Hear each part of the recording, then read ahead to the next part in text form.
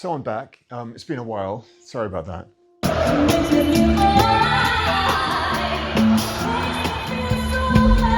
The last 5 weeks I've been away on tour with Billy Ocean, interspersed with some gigs with Van Morrison. So it's been logistically tricky trying to keep on top of things like YouTube. And so I have been absent, and sorry about that. I'm back now. My channel is, I think, about 16 years, maybe 17 years old.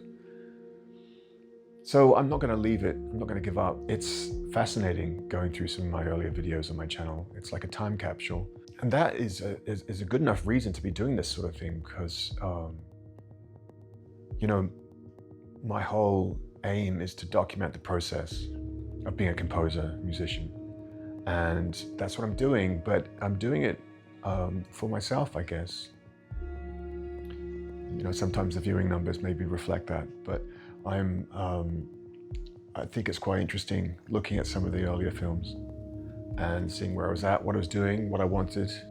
Anyway, enough introspection. I just wanted to say, you know, I'm back now and looking to make some more videos. And also, yeah, I've just released an album, a soundtrack album, which is actually a re-release, remastered soundtrack album from a film I scored 10 years ago, a film called The Heart Machine, which was a New York-based film directed by Zach Wigan, who's gone on to direct a few things. It was a challenge musically. He wanted something quite modern for the time, and yet invisible.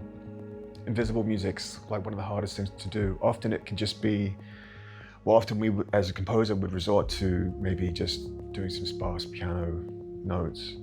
Simple but effective, you know, trying to be emotional musically. But that wasn't going to work for this film. So I know I'll put a link below if you want to check it out.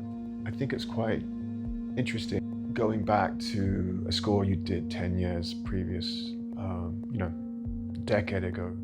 You know, I think as a composer for film, when you're scoring a film, you are so invested emotionally with the narrative, the character, the emotional arc. You put all that into the music, and you do that. When you do that, you can't help but be emotionally connected to the music, emotionally involved. I think it's like an actor. A part of the film gets into you and stays there, and it's in the music. So whenever you go back to old scores, do feel that emotion again. Again, like the films on my YouTube channel, it's a time capsule. It was a time and place. I remember where I was when I scored it. I remember going to New York to finish off the film. I remember working with the editor and director via, you know, I think Skype then. And like anything, you know, everything pre-COVID seems so long ago, far away. Anyway, I'll put a link below if you want to listen to the album. Also, just wanted to say, I've been working with the Oxy instruments, you know, Oxy One. I've started a new film score, and early days, but what I'm doing is I'm creating some loops and textures, grooves, beats, not so much beats, but, you know, rhythmic textures using this and various synths like the Yamaha Reface CS.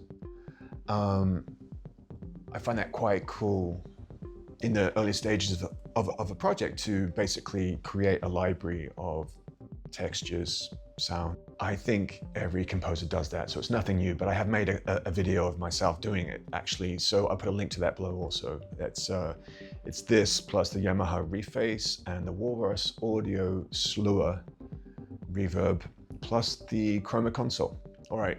Thanks a lot. Let me explain the arpeggiator as well. Basically, the arpeggiator is there just to keep triggering the cello sample. And every time the cello sample is triggered in simpler, the start point is different based on this random waveform in the LFO. Okay, this is what it sounds like.